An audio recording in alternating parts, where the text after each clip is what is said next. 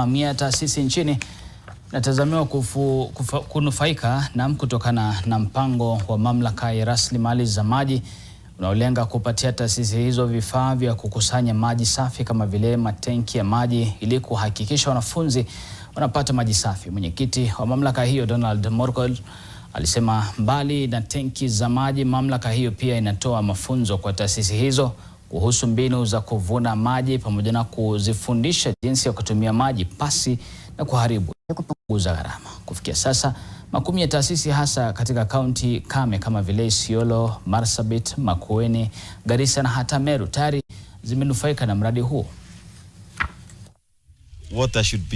Clean water should be available to all Kenyans.